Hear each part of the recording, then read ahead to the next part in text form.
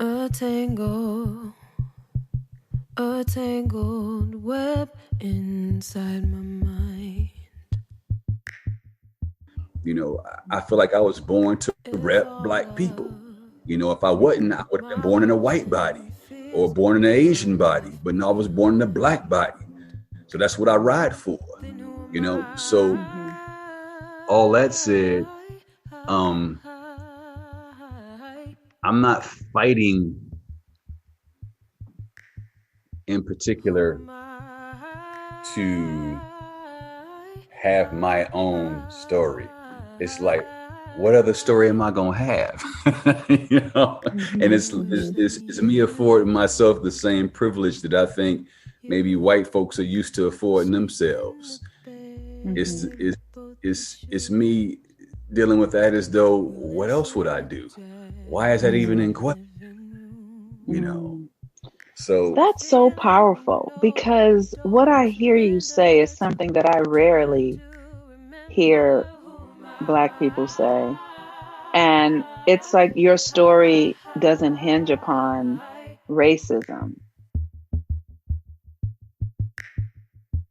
Who am I?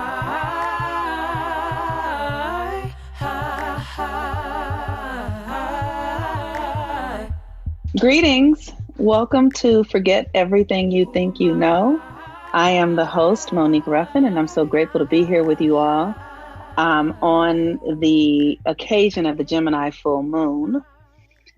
So, the thing that's so valuable for me in this podcast is that my intention in creating it, this Forget Everything You Think You Know, is the opportunity for us, for those of us who are listening, but especially for those who are um, Black or African American, however you identify yourself, to begin to step into new ways of being, to release and let go of the Western way of thinking, the Western belief systems, these Western ways, these Western systems that have kept us captive, kept us outside of our true power, kept us outside of our deeper understandings of who we are.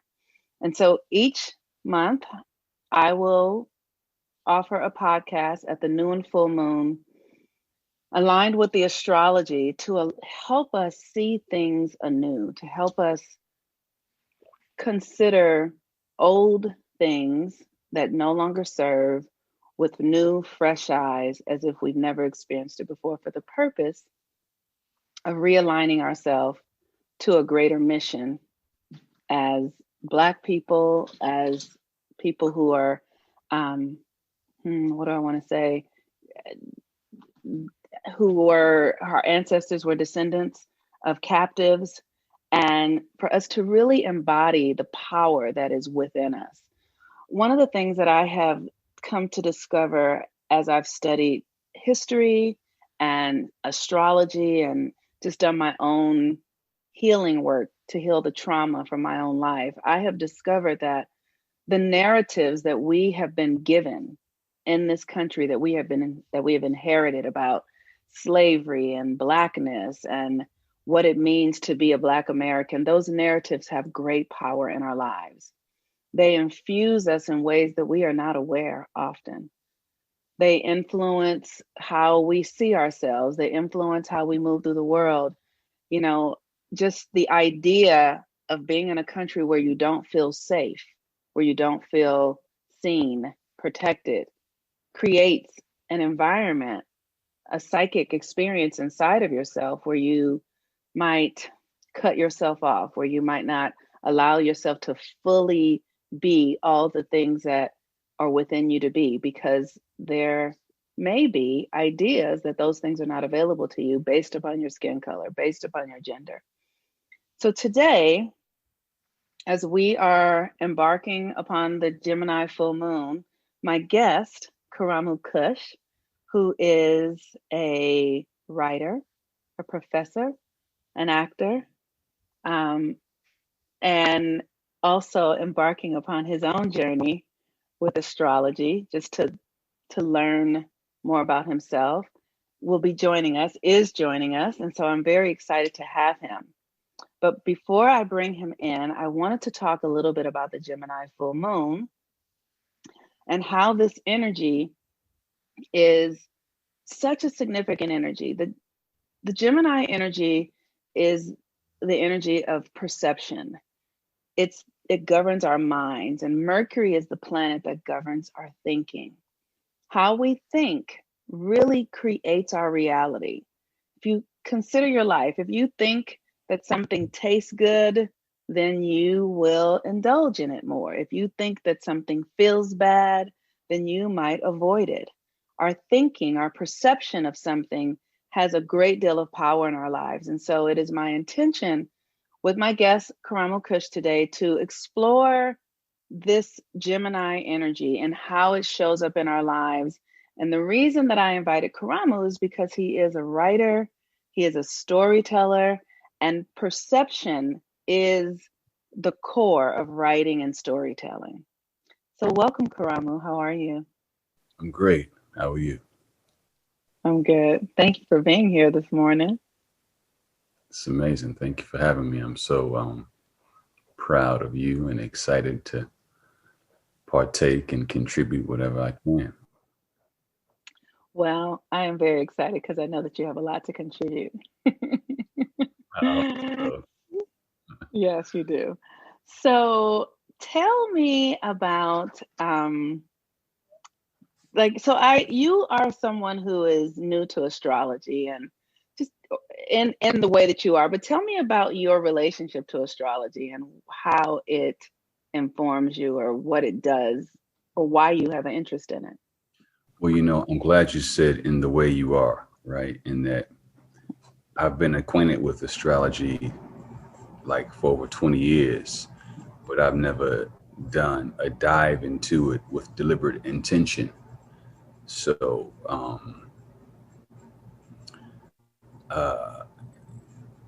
it's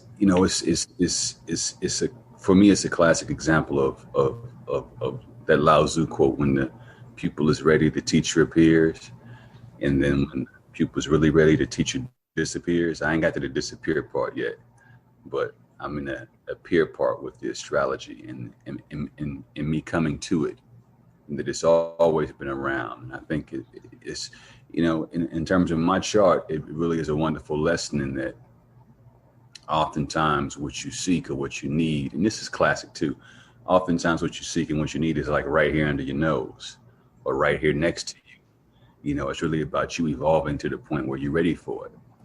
So I think within the past couple of years in particular, I've something in me has been attracting the work or bringing me to the work of astrology. So that's where I'm at. Mm. So tell us what your astrology is. What's your sun sign? My sun's sign is Leo. I feel like I'm taking off my clothes in public with this, right? Show it to us. Here you go. I'm whipping it out. Pow. My sun's sign is Leo. My moon is Cancer. My ascendant is Taurus, and my northern node is Capricorn. My southern node is Cancer. When we go into the planets and shit too. No, that's it. That's really good. Those are good things to tell us.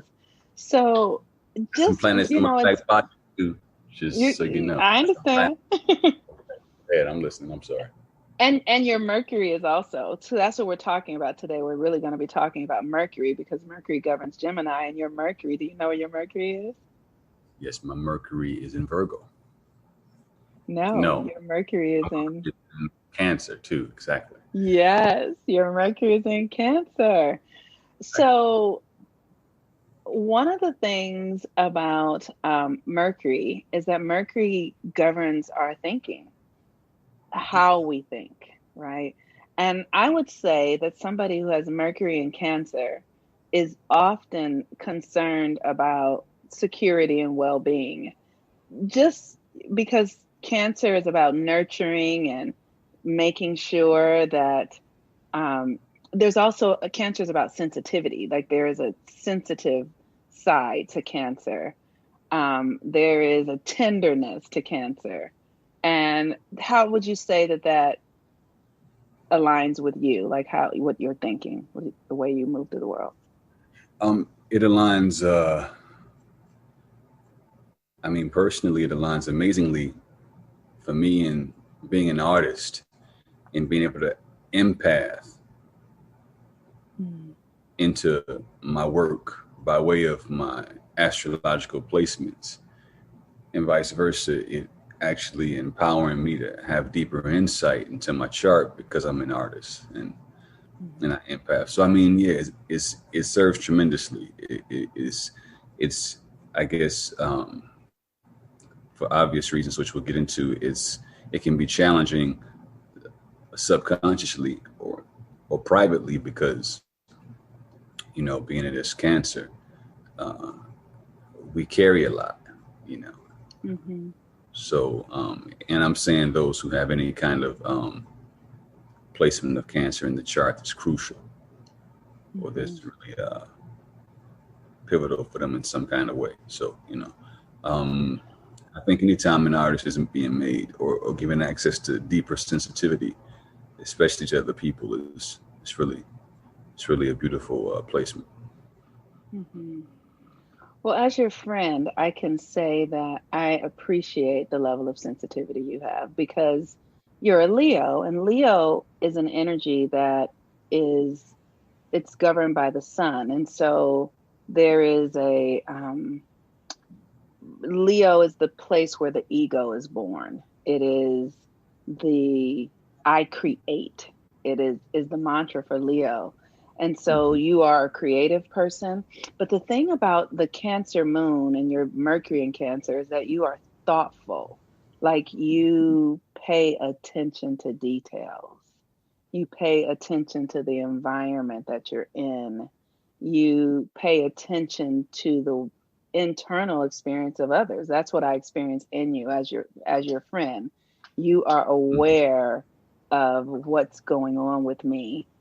Even if you don't know the details, you're aware that something is going on and you'll ask, "What's up? What's that about? How are you feeling?" And that's cancer sensitivity, Yeah. not just being aware of your own internal reality, but you have some um, exposure into other people's internal realities, which I would imagine makes you a great professor and a teacher, someone who teaches the arts, because you're able to help other people tap into the parts of themselves I don't know. You got to they ask. might. You ask. Really? Why do you say No, no. I'm really? just being silly. Yeah. I mean, Okay. yeah. I suppose. I suppose. I don't really have any. Well, let me speak to it. I don't really have much trouble in the space of making observations. I mean, Mhm. I do see what I see, and I feel what I feel, and it it proves to be of some service to somebody at some point in my teaching or in the work I do, or like even in relation to you. I mean, I'm supposed to play some factor because we do have the kind of closeness we have. So you don't get close to anybody if you ain't got intimacy, right? So Right. Absolutely. All right. So that's a beautiful thing. You so Gemini, like I was saying, Gemini is the constellation. It's the third house in the in the constellations of 12. mhm. Gemini oftentimes gets a tough rap because Geminis can be aloof. Geminis can Geminis generally are not, you cannot control them. Like that's the thing that I've discovered about Geminis. They generally could give a fuck about anything. They are self-regulating, they are the energy of Gemini is curious. So oftentimes Geminis get a bad rap for not being in the Western ideal, like loyal. Their energy bounces around from one experience to the next. Like they need to have connections with more than one. They bore easy, is what I want to say. They bore easy. And the reason they bore you is because they're looking for new stories, new experiences, new energy. Yeah. That, and I And have Gemini Saturn, right? you have Saturn in Gemini, and you have Gemini in your second house. So because you have it in your second house, and I have Gemini in the third house, and my moon is in Gemini. Mm. And one of the things about being a Gemini moon is that I tend to be chatty, like I talk a lot. And I tend to be chatty. I tend to be curious. I tend to absorb a lot of information. I'm bookish, like I have book. So the Gemini energy in me tends to be really curious, and that's why I study astrology, because I know that I can never exhaust it. There will always be some aspect of it that is available for me to learn, something new. And in my relationships, the Gemini energy in my relationships tends to, like in romantic relationships, it tends to desire a lot of emotional connection from many people, right? So sometimes that can be challenging when I've been in monogamous relationships, because I have a feeling inside of myself, like I'll go, oh, this person has told me everything, and then I start to kind of panic and go like, oh, I've hit the end of their reservoir, and now I need somebody else to talk to. I need, because sometimes in our Western culture with monogamous relationships, we make these agreements that you don't need anybody else. Like, Mhm. I am the only thing that you can resource your connection from, or your desires from, or your needs from. And I don't live my life that way anymore. But in the past, when I did live my life, I realized that it would, I would start to kind of panic, like, oh, I'm locked into something, and I need new energy. Hmm. And Do you so, find that go. that's happened because I mean, no, do you find that that's happened even in cases where you were doing the work and they were doing the work and you all were both connected doing the work collaboratively or cooperatively? Well, let me say that I've not had that kind of romantic partnership, for lack of a better word, where I was with somebody who was intentionally doing the work and I was intentionally doing the work. And so I would say that in that kind of experience, I think that would be really different, right? Oh, Because in those kinds of experiences, there would be a level of honesty where it's like, oh, this is an aspect of my personality. I guess I'm raising the question because I think that oftentimes when we get into spaces like this, where we're talking about relationships and alternate approaches to them, the tendency for some people is to poo-poo or to poke holes in monogamy or any alternate or any more traditional form of relating without giving up the props to what that could be at its finest. Yeah. It's a case of judging something by its worst presentation versus by its best potential. And we got to be careful about that because it's I think it's an adolescent impulse when you find something new. It's the shit and everything else ain't shit. And I'm not saying that you're saying that, but I'm saying that No, being that we're right. sharing the world, we need to acknowledge that, hey, this is not a finger wagging at anything that existed before, but it's more so a call to balance out shit and make sure that we're having balanced engagements and holistic engagements with things. Because we could have a scenario with somebody who is in a monogamous space and their shit is very full because they're bringing themselves and the work to it, and vice versa, the person they're involved with. Or it could be a case of somebody who's in a monogamous engagement and it's not the spot for them, right? Yes. Or vice Yes. versa. You have somebody who's in a polyamorous scenario and it's the bomb because they're doing the work, or it could be shit because they ain't doing the work. The premise being, Right. whatever the case, you need to be doing your work. That's what I'm saying. Absolutely. Absolutely.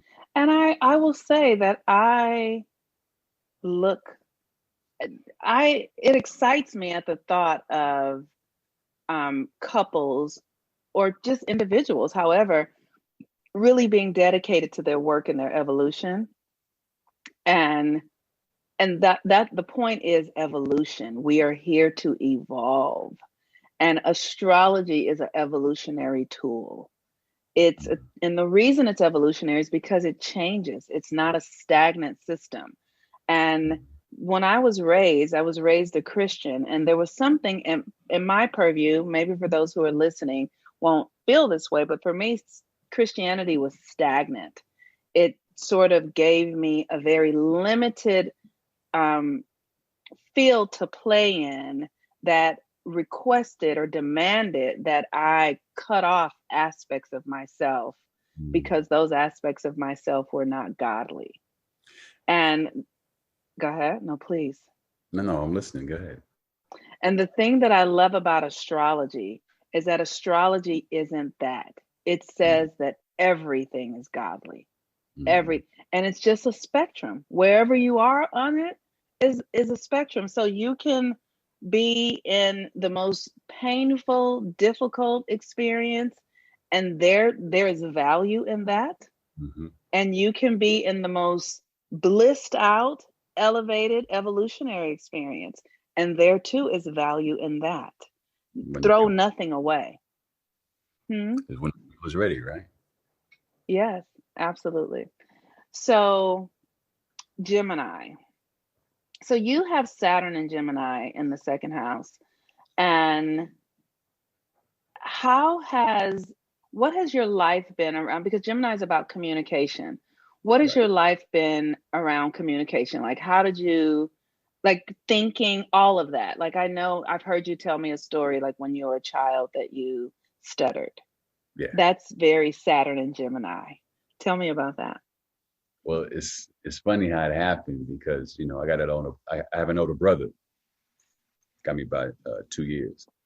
And what I understand, he used to stutter when he was a baby. So me being a younger brother, the baby brother, you know, you follow everything your big sister, your big brother does, right? So even in me learning to speak, I learned how to speak, and I also acquired his stutter. So wow. I endured the requisite ridicule of children growing up until I started to write or start to think about dialogue or language, like through rap music, and I started rapping, you know, and I found that I was able to discover the musicality in language and speaking, and I stopped. You know, the funny part is he grew out of the stutter. I'm sorry, but I didn't grow out of it, so I was stuck in it. So I had to really technically understand how language works, and had to find how to employ my mouth and my mind to get out of this place of being disfluent and unable to connect with people because I couldn't speak. So the musicality helped me out. I mean, as you know, as an artist, I see everything as music in some kind of way. Relations, you know, your interactions, the way you walk, talk, move, the way you groove, it's all music and dance as far as I'm concerned. So I had to tap into that early before I knew I was tapping into it. And it has become my world, you know. And I guess the irony is that as a child, I was disfluent and couldn't get through a sentence without stuttering, whereas now it's how I make my living, be it speaking, or be it writing it, or be it directing it. You know, it's a cornerstone of what I do. You know? So wow. The thing that's so fascinating about that from the perspective of an astrologer, Saturn means restrictions. Saturn is discipline. Saturn, wherever Saturn is placed in our chart, it means we are going to practice. We're going to get into the nitty gritty of it and discover the details and the discipline and the time put in. And you have Saturn and Gemini. So what I just heard you say, that Saturn and Gemini gave you the opportunity you had to break down linguistics so that you can understand how your brain. And see, this is the one, and you know that I happen to like squares and charts, right? I mean, and I'm just learning, I'm learning all the squares and the aspects, the trines, the sextiles. I love squares because it gives me opportunities like that to master some shit, right? Mm-hmm. Mm-hmm. We gotta, and I mean, of course, I'm reading my inner sky like everybody else who's getting into astrology does, and I love the way that Forrest, right? His last name is Yes, Forrest. yes. Stephen Forrest. For those who are listening, the book is called The Inner Sky, and Stephen Forrest. He's a pretty world-renowned astrologer, but he has an incredible book and he teaches astrology. And so check it out, The Inner Sky. Uh, Also shared with me by Ricky Williams, Mm-hmm. former NFL ball player, current witch doctor in training, I guess. But damn, what's my point? I lost my point. What was I saying? You were talking about how Saturn was what really helps the Yeah, square. and I was saying that I think one of the things that actually has brought me to astrology is my admiration or appreciation for squares. You know, I'm saying squares in the aspects because one, I have some very pivotal squares in my chart, but also because squares are the opportunities of achievement. You know, Mm-hmm. squares, when you do some shit behind a square or in light of a square, you know, you got that shit done. You Yes, know, it's done thoroughly, yes, right? yes. And you also know it's earned. I love the Yes. notion of earning shit because it's beyond question when you earn it, you know. And I guess I'm really going on and on about it because as talked about in the book extensively, it's not about bad placements or good placements or qualifying the placements. And the tendency, from what I understand, is people oftentimes look at a square as like, oh, that's a bad thing. It's like, no, that's a real thing. That's a Yes, wonderful opportunity for you to master your shit. You dig what I'm yes, saying? yes, Okay. yes. It's, so for those of you who are listening who are new to a conversation about astrology is a language of signs and symbols, and those signs and symbols are the signs, the planets, and the houses. But then there are aspects um, that are trines, sextiles, and squares. And those, it's like how those signs and symbols work together. And so Ka'ramuu is talking about squares. And let me let you all know, ladies and gentlemen, anybody who likes squares is a masochist. Why's it gotta be a Squares masochist? me. I'm kidding. Can I'm I, really joking. why can't I be on some really some some rigorous scientific shit, you know, or you just on some rigorous life path. It may even be a monastic thing where it's like Mm, when you're going in on something, you sit with it and you look at it from all. I mean, listen, when you it's really about context. You think about this. If you ask anybody would they want to be in love with someone who can see them from 360 degrees and really appreciate all aspects and master all aspects, depending on who you're talking to, right? Because some people don't want to be known.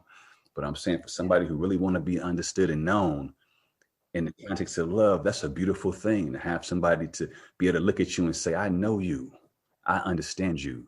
You know, I get yes. you. I don't judge you. Hmm. I see you. I feel you. And also be in a place to be able to say, yes, you fit me, or hey, you don't fit me, but you're still Hmm. seen and understood. Right. That's what we're all Hmm. aspiring to ultimately, right? So It is. It I mean, is. kiki ha ha, that's it, right? But I mean, I think it's that thing in me that really wants to understand things. It really wants to Hmm. know and be known, and Yes. and leave the place feeling some real shit, you know. Hmm. Wow. That. Just you saying that, like this deep curiosity, is what I hear you saying. This deep curiosity to know that is Saturn and Gemini. That What is else that you want to because be? well, but you have Saturn and Gemini, so you feel that way, right? Right, exactly. So I'm saying that Gemini is the need to know. That's the call of Gemini. I want to know. I want to understand. And you have Saturn in Gemini, which means that you have the discipline and the structures and the desire to do the work, to put in the time that it takes to deeply know yourself and deeply know others. And that is that we're talking about it talking about itself. That's what we're doing. And so, this, just to talk a little bit about squares, just so to, for the audience, squares mean it's work. Squares are challenging placements. It means you have to make something. It means you're going to spend time figuring it out. It might mean that you're going to have pain. You're going to struggle, depending on how your squares show up. Like Ka'ramuu said, that when he was young, his brother had a stutter and he took it on. His brother outgrew it. He didn't outgrow it. And that's the thing. The astrology shows up in your life. And what I've discovered as an astrologer, you either use the energy.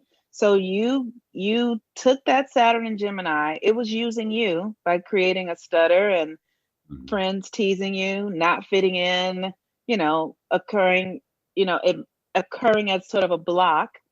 And then you got wind of it and decided to use it.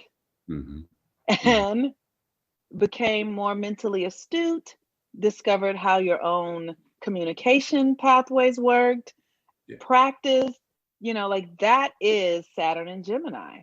So much so that you now are an award-winning writer, which is profound. How you shifted that. Well, yeah, it's kind of fun. Actually, have I won any awards for writing?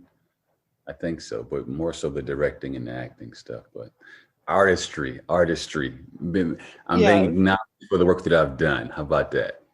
That's right. Well, let me say that I'm giving you an award if I can hand out awards, because I just think that your writing is profound, and I really appreciate it. So thank you so much. So let's talk about that. Let's talk about creating narratives. And I want to talk about it from the perspective of being an artist, but it is my intention to have a conversation about narratives because I really want the audience to understand how narratives influence and inform everything in our lives. What's funny, like even we're having this Gemini and Saturn conversation about me in particular, but Saturn and Gemini. Yeah, Saturn and Gemini conversation. And even with you noting my writing in particular, this being something that I never did growing up. It wasn't the wheelhouse I worked out of, and even how I came into the work I do right now, I came into it by way of my acting and directing, which I still do when I feel like it. But I mean, that's even a really interesting testament to how Saturn has shown up in my life, because I've, like, even to this very day, I'm not the kind of writer that will talk to you about how the characters or spirits come to them and speak to them and talk to them and, they have an exchange. My shit's very methodical and very like craftsman, very tactile, very hands-on. I'll grab things out the ether, or I'll think about things and it comes together by way of a process of my own. But I'm saying that was hard earned too, just a testament to what you're saying about Saturn. That was a part of the self-building that has occurred. So. Yes. So what does it take to create a narrative? Like how? That was your original question. What does it take to create a narrative? I don't know, to be honest with you. It just kind of happens. I mean, and it happens different every time. It's like if I were to ask you, what does it take to create a child? If you ask a mother of 4 kids, she's going to give you 4 different stories, right? Because every child is not created the same. One she might have made in Miami, the other one she made in Michigan, the other one she made in Los Angeles, and every area that she made these children in different circumstances. One may have been after the party, one may have been a night at dinner, one may have been a night on the beach, right? And then even further, different fathers or the same father, it's like it comes in different shapes and forms. I'm just But she would say that she had sex to create them all, though. Like, yeah, that is maybe necessary. They were right, but there was right. She adopted one in Miami. Right, exactly. The point I'm making is that it comes differently every time. Right. If anything, how about this is a constant? I don't get in the way of it. However it comes, I got my binoculars on, and I'm on the lookout for how it's coming. Is it coming high? Is it coming low? Is it coming dark? Is it coming light? Is it coming out of some great joy or some great sorrow? However it's coming, I'm on the lookout for it. So, I hope that's answering the question. Does it help a little bit? Well, what that tells me is that it's a process that you're not really in control of. Okay. The thing that I have control over is setting up the space to receive the story or the narrative wherever it comes from, right? I guess a real practical conversation about it to help understand where I'm coming from.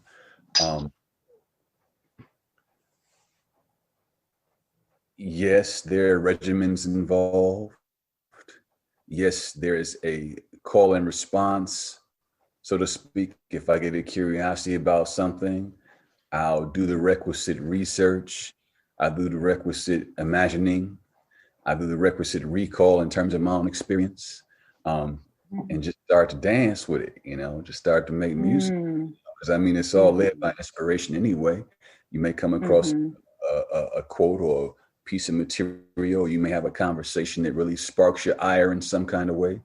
You hold that, you feel that, you jot your note down, or you retain it in your mind until you have a chance to write it down, and you go and you riff on that a little bit, however far that goes. You leave it alone, come back to it, see what is sprouted. You add something to it. You may contradict that, flip that. You may put a character's name and face on it. And another character may pop to have an opinion about that. You put a name on that one. It may start with 2 lines of dialogue. It may start with a whole conversation. It may start with a visual. It may start with you going to jail. It's like it can come from anywhere. It's really about what's exciting or moving you in your heart and your spirit, and what you think is interesting enough to put a frame around.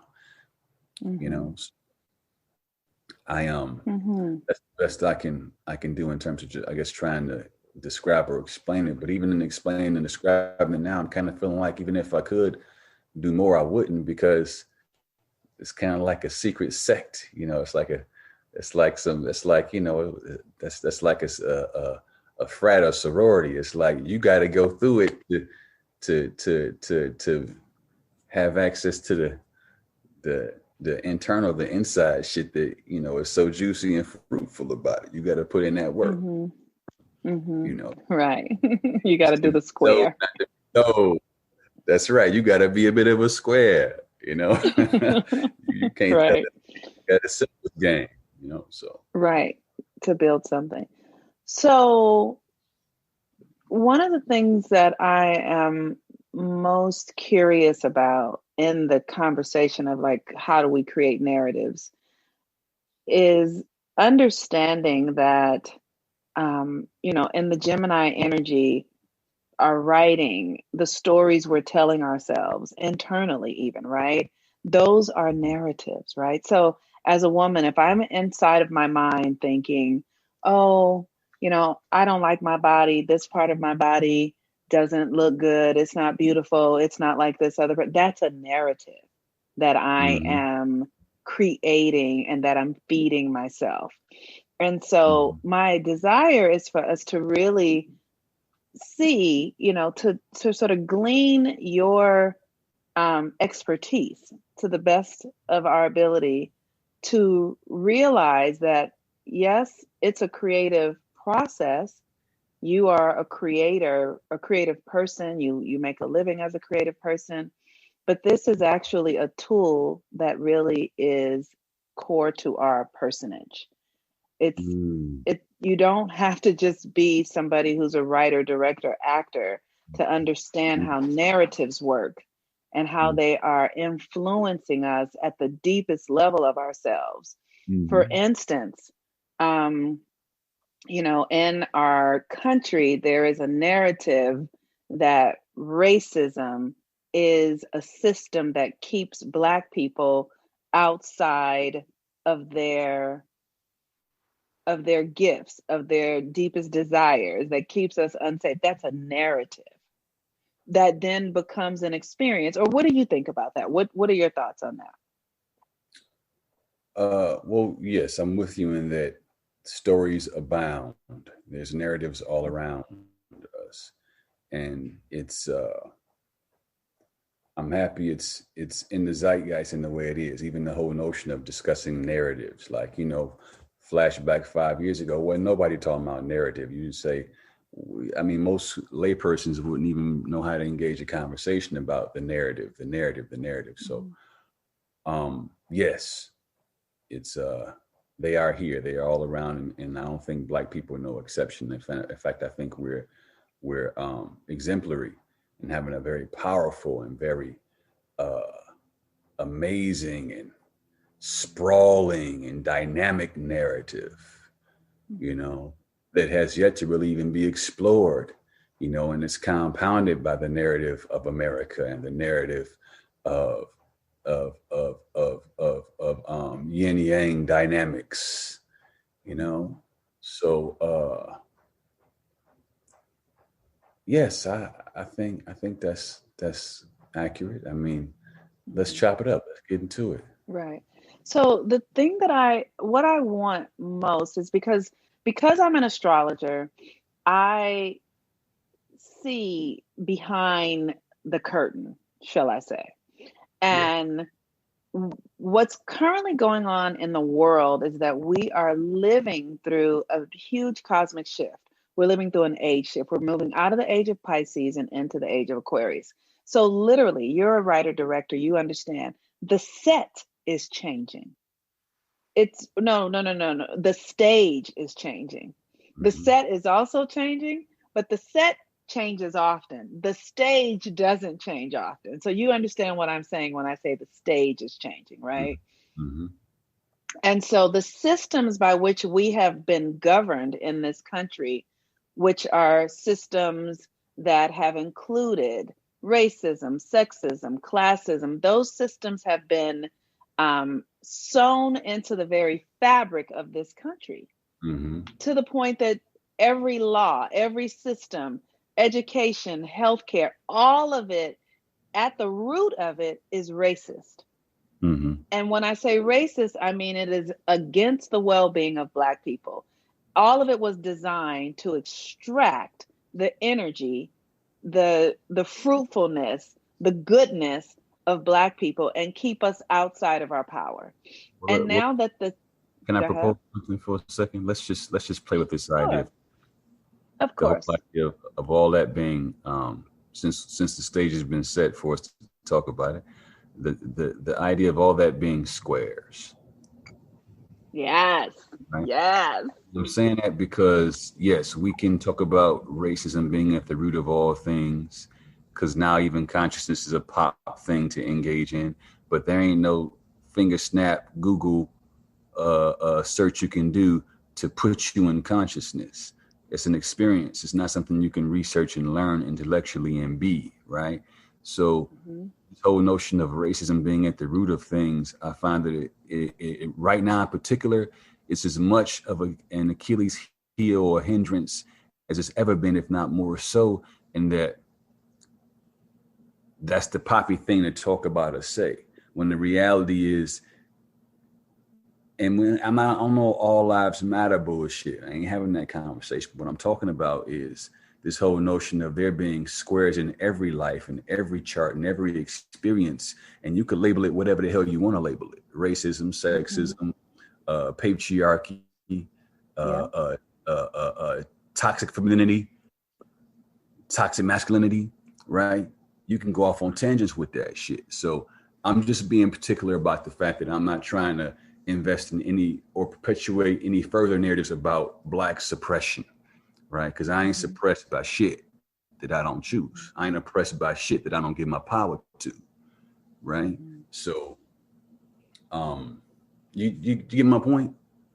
I do. I get your point, and I think that that is a valid point. And I love how you said, let's make it a square, because there has been in my life and journey where I come from, my work has been to take all of the challenges, no matter what they were, whether it be this idea, the idea or experience of racism or suppression or oppression, and use it as fuel to help me in my becoming.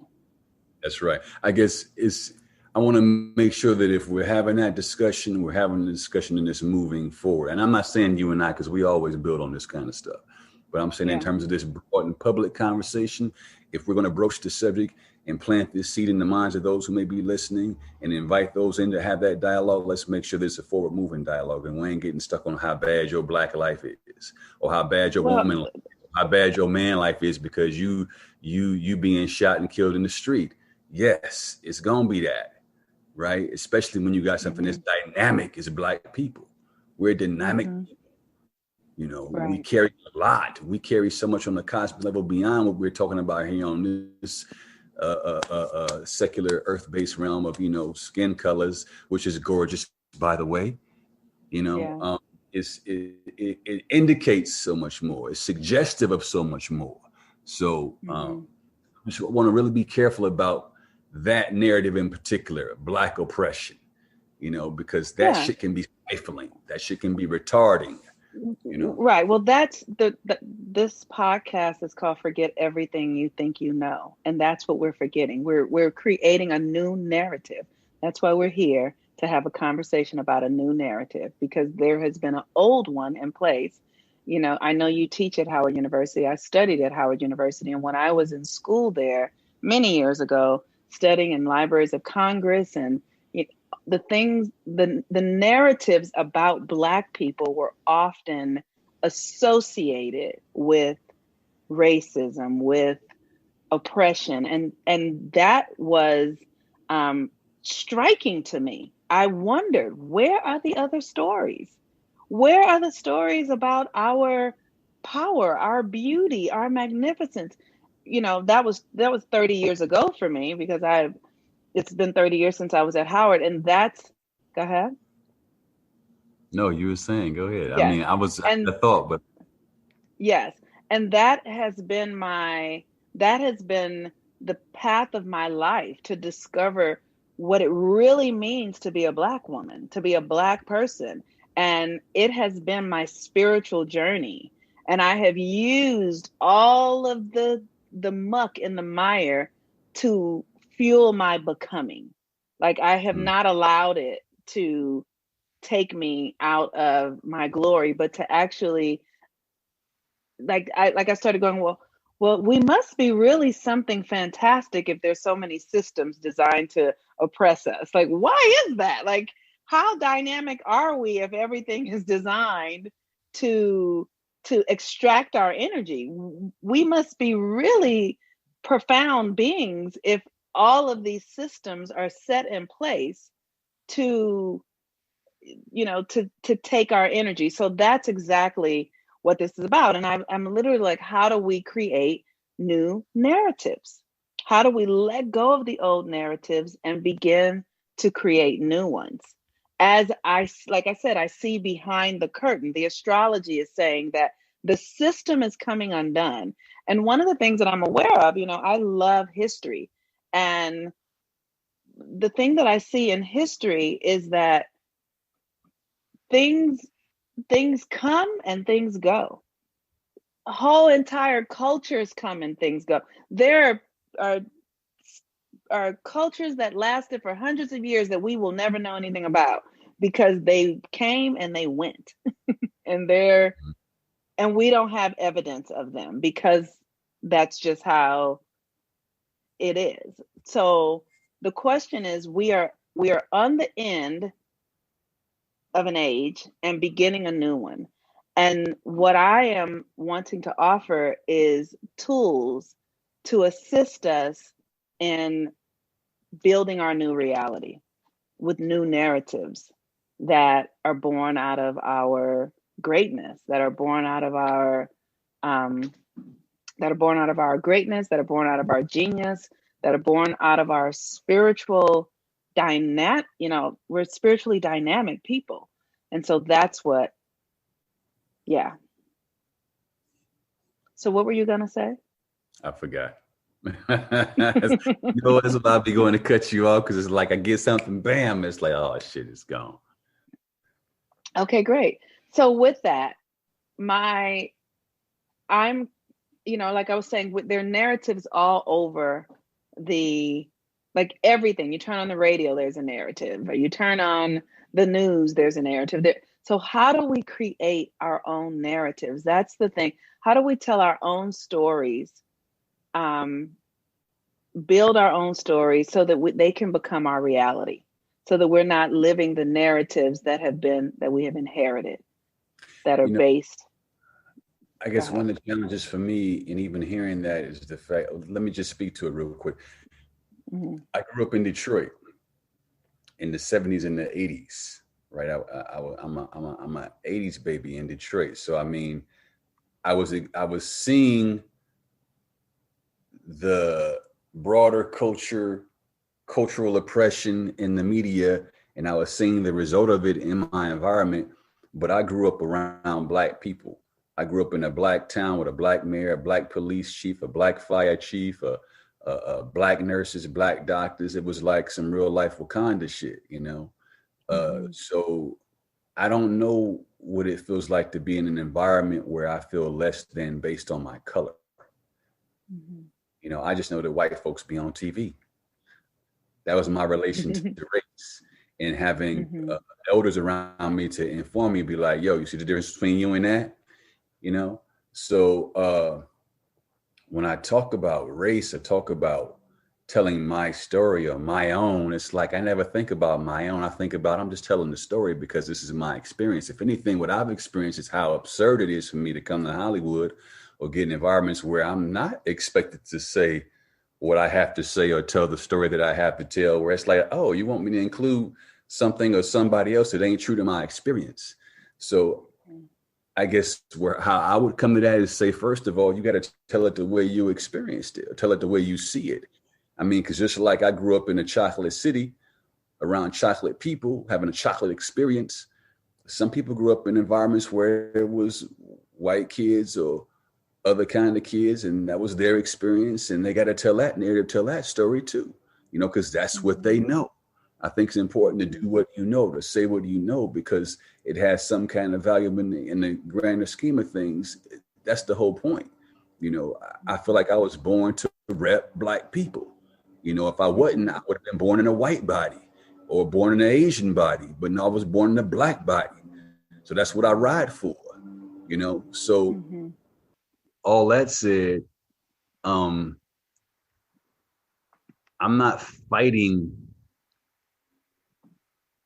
in particular to have my own story. It's like, what other story am I gonna have? And it's me affording myself the same privilege that I think maybe white folks are used to affording themselves. It's me dealing with that as though, what else would I do? Why is that even in question? So that's so powerful, because what I hear you say is something that I rarely hear Black people say. And it's like your story doesn't hinge upon racism or white people. It's a story that doesn't. Go ahead. I think as long as you're working in reaction to another culture, you really ain't doing your shit yet. You're doing their shit. You know, as long as you're in reaction to something or somebody else, you're not really doing your shit yet. Your shit needs to be Oh.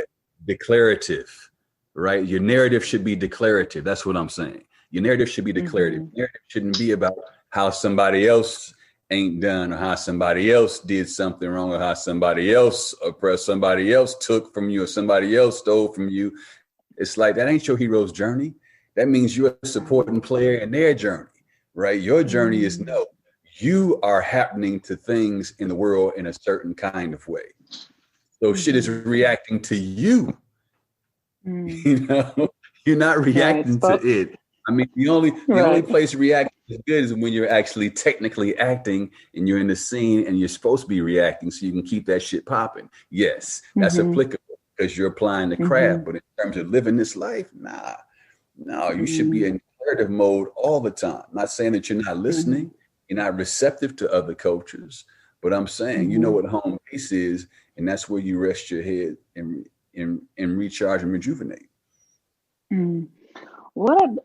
I that leaves me a little bit dumbfounded on some level. And it it occurs for me because as a Black woman and someone who grew up, like you grew up in Detroit, I grew up in Watts. Um, and Watts was not with a Black mayor and a Black. Watts was a, a city that was um, filled with what I saw is all this is just my perspective because somebody else could have a completely different perspective, with a lot of drug addiction, with a lot of poverty, depression.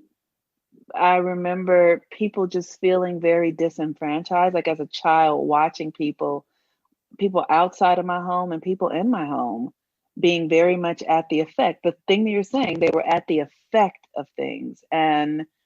Um, and that, because I was very empathic, that created a response inside of me or a reaction that went, this is not going to be my story. Like I'm not going to turn out this way, right? And that is a reaction. That's and so I really appreciate your perspective that, and like I said, it's a little bit beyond me because I hear you saying that your story doesn't, who you are doesn't hinge upon anything outside of you. It's all born Well, it out of doesn't your hinge own. upon it doesn't hinge on any other culture. That's what I'm saying to you. Mm-hmm, mm-hmm, It's born of what I am in my mm-hmm, experience, just like anybody else's. You know, I think mm-hmm, the fight comes into play when I left Detroit.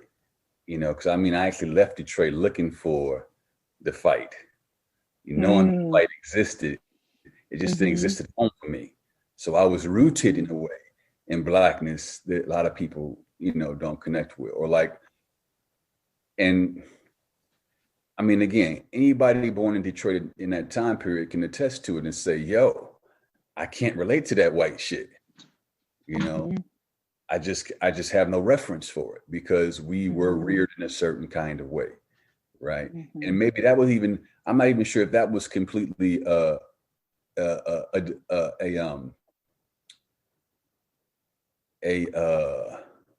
well-intentioned designed. mm-hmm, By that meaning, Detroit at that period was in its sense a reaction to black folks rising up and white folks fleeing.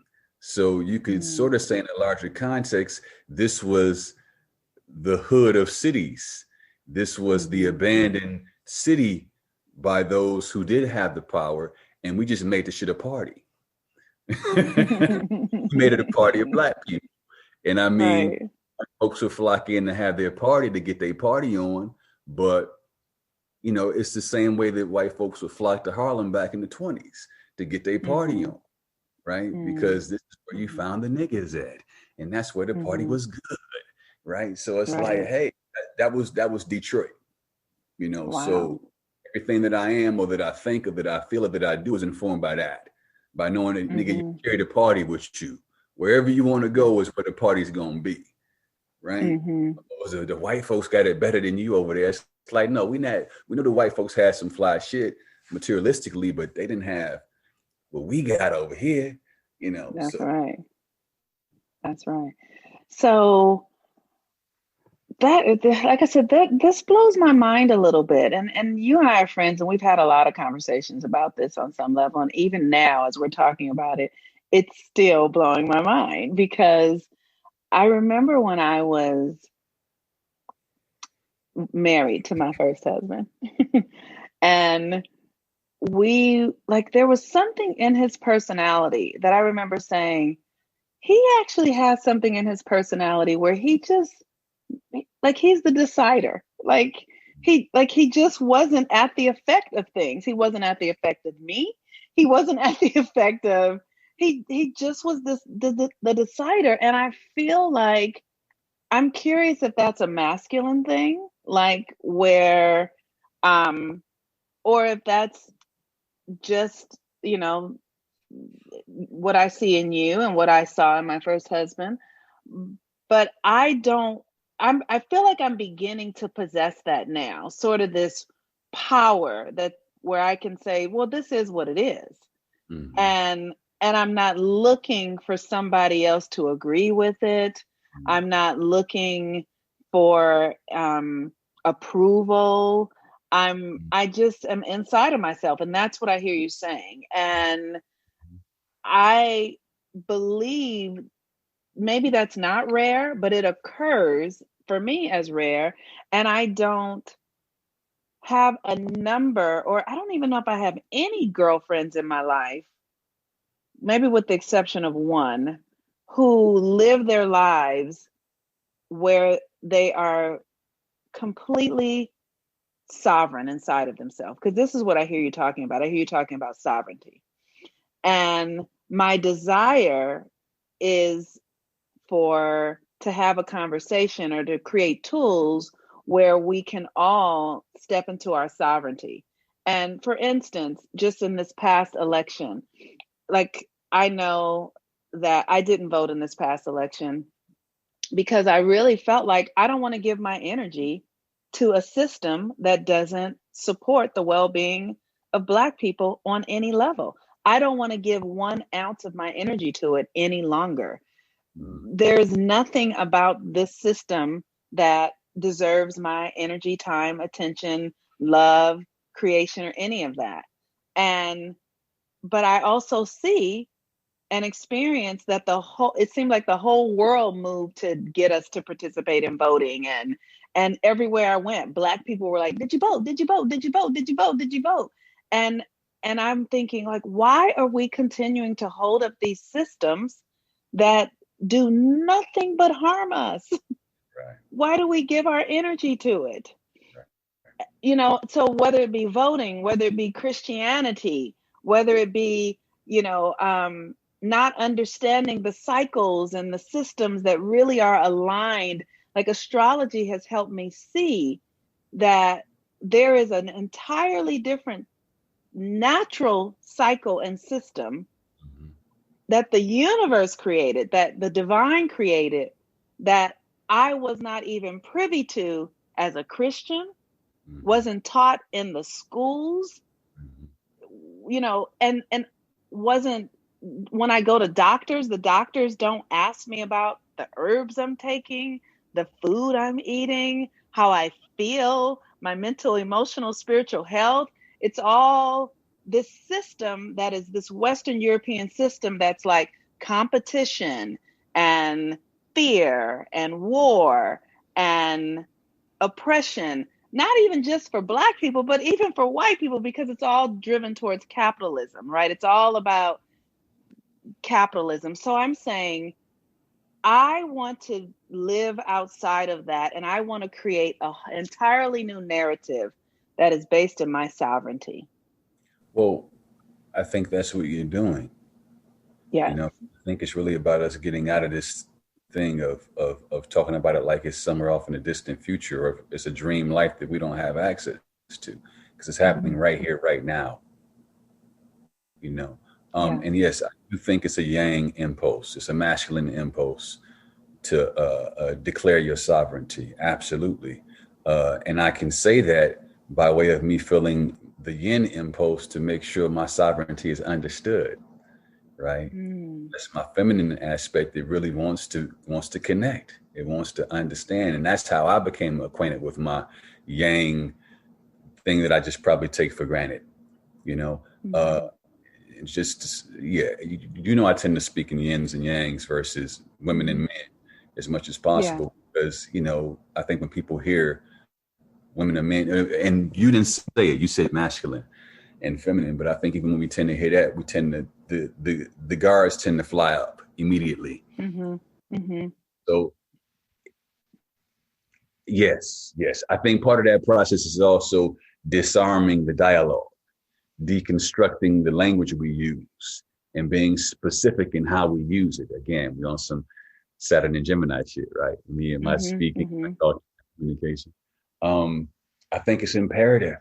It's Mm-hmm. imperative. You know? So Mm-hmm. everything you speak to is I feel you. I'm with you on that. Mm-hmm. Dope. So, like one of the things that I have seen, and you reference one of the ways you taught yourself to speak, you said was through rapping, right? And one of the things I have seen, I also was very influenced by rap and hip hop is what I want to call it, not rap, but hip hop.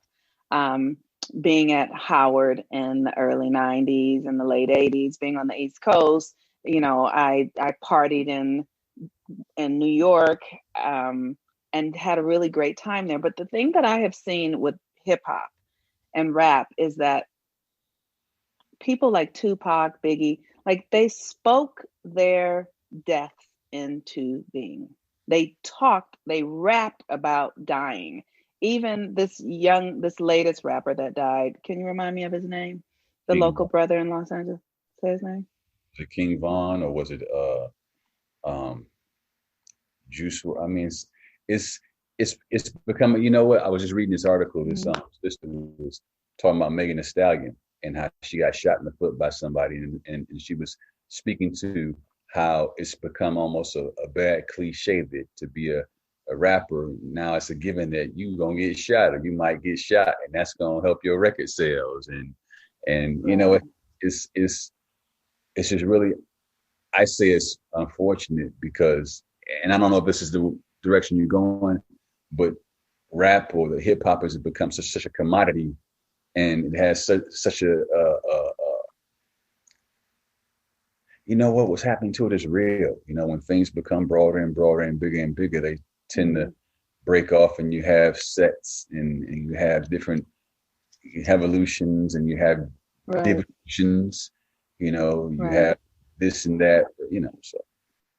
Well, my point is the narrative and how the narrative becomes real in your life. So if you speak death, if you write death, that is your power coming to life. You create that thing, right? And that's what I'm talking about, how we create narratives. And as Black people, the more we speak our demise, that's how powerful we are. The more we speak our brilliance, the more we speak, write, create our our own superiority, then that becomes the thing that we live. I think it's a really man, it's a really complex thing because we don't even realize how we're speaking these things into existence. You know, uh, let's talk about rap in particular. Like there was a time where rap was the voice of the streets. You know, Right. in fact, Chuck D would talk about how it's like Black CNN. You want to know what's going on in the world, you listen to some rap music for Black people, you know. Whereas now, I don't believe the integrity of the voice is there in rap the way it used to be. You know, you have hip hop artists, you have some rappers who do have integrity in their voices, and you can feel it. But I mean, even integrity has become something you can copy, at least the veneer of integrity, and some people gonna buy that shit because it's just like if you're gonna make some knockoff Jordans or Yeezys, it's like somebody gonna buy that shit. So we have knockoff Black culture nowadays, and a lot of people buy that shit. So it's yes, we're selling death and trauma as we always have, less deliberately. Now it's very deliberate, and it's almost an expectation of ourselves and of the culture that's checking for it. How twisted is it? Well, to my point, here we get this opportunity now because the system is changing, because the energy on the planet is changing, because, like I said, I see behind the curtain, and the astrology says there's a new energy, there's new frequencies available. And my intention and desire is to support us and seeing how we have done it in the past, how we have been a part, how we have even subscribed to our own death, to our own demise. And now there is a new opportunity for us to become more conscious, more awake, more aligned with our understanding of our power, how it works, so that we can take responsibility for how we participated, for how we don't understand that our thinking, that our words, that our language is a creative thing. Language is creative. It creates realities. One of the things that's so interesting, there's a HBO special about Sandra Bland on HBO, and I watched it a couple of years ago. And I remember watching it and thinking, wow, this woman is speaking her own death.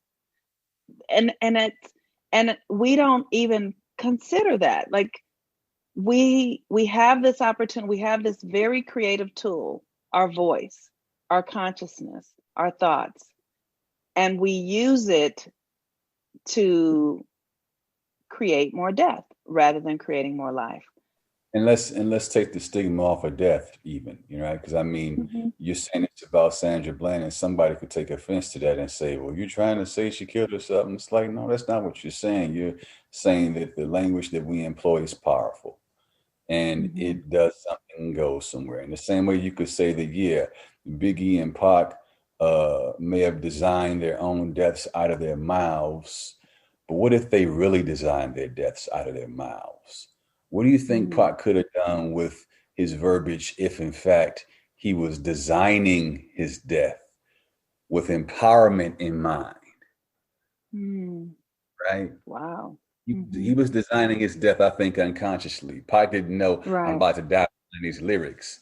He was just spitting it because he felt these niggas out here trying to kill me. These niggas trying to kill me. What if he spoke into existence that, then again, you know what? Pac kind of did speak into existence. The fact that, they're going to kill me and my shit going to be legendary and it's going to live on. What if he really leaned into that? And got over the fact that these niggas trying to kill me? Yeah, it's a given. It's going to happen, right? You're going to die. All right, fine. But how can I mold and shape that aftermath with my name and my voice on it? So even in my absence, my shit resonates in a certain kind of way, right? And I mean, he that's the thing that I think makes Pac so powerful, is that because his present was so present, and because his vision was so rigorous, and because he had the bravado, even at times where he may not have been so confident, that he leaned into, he damn near did what I'm talking about.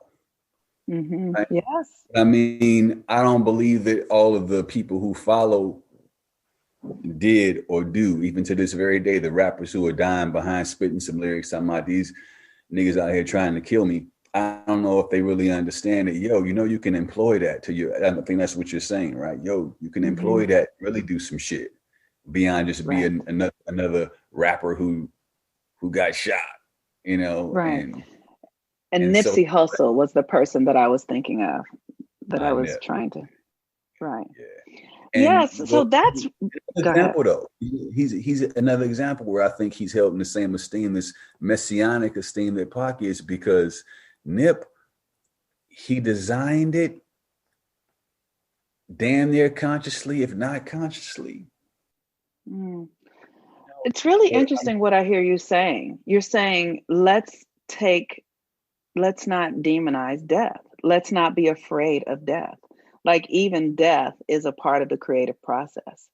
And Yeah. so that's, you know what, that's some square stuff right there, brother. You're saying that's some square stuff, because it's like, let's understand that even death is a part of the human creation experience, and maybe there's an intentionality and a consciousness in creating a narrative where death is a part of it. How about this? Can you imagine a world or a time where squares no longer exist because those who came before have dealt with all the squares? Mm, So you have children being born with astrological charts that are completely absent of squares. What does mm, that look like? That's my mm, interest right there. mm. It ain't just about the fun. And That's that's the so reason why interesting. I challenge the thing that you were saying earlier in jest about the whole masochistic thing. Yeah, I get it, kiki, haha, Hmm. but I'm saying on some real shit. What if the work is about eliminating the squares so that we can have that elevated experience or conversation years from now and see some evolution? I mean, because when you think Hmm. about evolutionary process, which by the way, I ain't come from no fucking ape. When you think about the evolutionary process and you ask yourself, what is my work in that? I think that's one of the insights on the potential empowering aspects of astrology is that, yo, you can employ this work to really evolve culture, to really evolve consciousness if you really want to fuck with them squares. Because there's a reason for Hmm. squares. You dig? Hmm. Squares are not to Hmm. be avoided. They're not to be vilified as being bad, like death Hmm. or like Hmm. yang or like Hmm. masculinity. Those squares are there to be employed consciously Hmm. and Hmm. possibly dissolved. Hmm. Hmm. Mm, that is so, that is such a good consideration for us to come to a conclusion on. And the thing that you leave me with is this consideration that, wow, there are a couple of things I heard you say earlier, just that understanding that the Black experience in this country is one that allows us, that creates, that gives us the grit that we need to evolve. Yes. And I'm saying our grace is not to be found in anything that another human being, white or otherwise, can give you. There's nothing a white man can give me that's going to evolve me ultimately. There's nothing another black man can give me that's going to evolve me. I mean, true me. I don't mean the meat suit. I mean the spirit, right? Mm, I'm saying materialistically, right? I think the fight is oftentimes short-sighted in that we're basing it here in this world. And I get it. I understand how, you can't help but deal with what's right in your face. Brick is brick, water is water, it feels, you experience it, right? But there's just such a deeper conversation. There's just such a broader conversation. There's a further trajectory for us to tap into that transcends all this minutia that we tend to get stuck on, I think. mm, But, mm-hmm. I'm just investigating. So, No, I appreciate it, because in the conversation around creating new narratives, if we're going to understand the squares, use the full story um, as an aspect of our capacity to grow, transform, heal, and be true to ourselves, this narrative includes understanding the value of the villain, the value of the villain. Like the hero cannot exist without the villain. mm-hmm, mm-hmm. And how do we use that energy to really continue to help ourselves evolve? Um, and that is a beautiful thing. Like not being at odds with any of it. That's an incredible narrative to take on. I'm not at odds with any of this because all of it is serving me. All of it is helping me become myself. Mm-hmm. So with that, thank you so much for Ka'ramuu for being here today. Oh, thank you for having me. I'm hoping it was fruitful and the people get something out of it, right? Yes, it's definitely fruitful, definitely thought provoking, and um, thought provoking and inspiring in ways that I didn't anticipate. So I'm very grateful. Well, we got to do it again sometime, huh? We will. We will do it again if you're willing and available on the Cancer full moon, which is a month from now. And because you are a Cancer moon, and it is my intention to have a male guest at the full moons, because guess what? The new moons are feminine, but the full moons are masculine, or the new moons are yin and the full moons are yang. Mm. So, Feminine, masculine is sexy too. I'm not. I think it's all good. I'm just saying we got to be careful about getting stuck on it. So don't be tap dancing around that. It's all good. It's like, African American, nigga, whatever, absolutely. So, with that, today is the Gemini full moon. Use this energy to think about the narrative that you're telling yourself. Think about the story that you're telling in your mind and see how that story is showing up in your life. Are you telling a story about how much you love yourself, how valuable you are, how the universe is in service to you, how you can have whatever you desire, how you can create whatever you desire? Or, even are you telling a story about how challenging things are and how difficult they are? Or are you on the experience of it, like, I'll take this challenge? Like Brother Ka'ramuu is like, yeah, bring on the square, bring on the opposition, because that opposition is going to help me become myself. So with that, I encourage you to think about your narrative as we are moving into a new reality and we're beginning to let go of the old paradigm, shifting out of the age of Pisces and into the age of Aquarius, where it is most significant for us to honor our uniqueness, our individuality. And that includes every experience, how we use it, how we allow the experiences to inform us in our becoming. And as we move out of the age of Pisces and in the age of Aquarius, you get to write a new narrative. We can write a new narratives that include us having all of our needs met, creating what we desire, flourishing in ways that we've never flourished before, because we say so, because we desire so. And we can do whatever we desire because we have incredible impact in the world. And it is so significant to understand that the universe, the energy of the universe is within us. It dwells within us. These melanated bodies, the sun is communing with us. It is giving us information. It is leading us into the next incarnation of ourselves. And so the more that we are willing to be led from within, to go within, to know ourselves deeply, and then to bring what we discover within ourselves out, just the way Brother Ka'ramuu says that he imagines, the stories, the characters. He uses his imagination. Our imagination within us can be birthed on the external without, and then we can create new lives. So with that, I am Monique Ruffin. I am also known as the Moon Mama. You've been listening to Forget Everything You Think You Need to Know.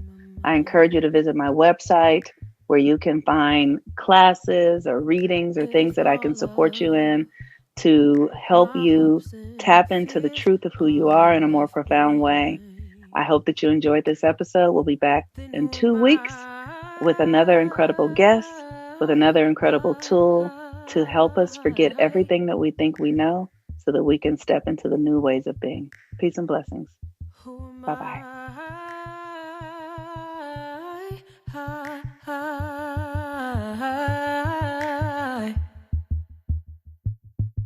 And I wish that you knew you sleep in the bed with both your shoes.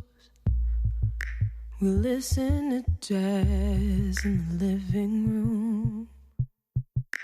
The feeling we know but don't surrender to. Trying to remember who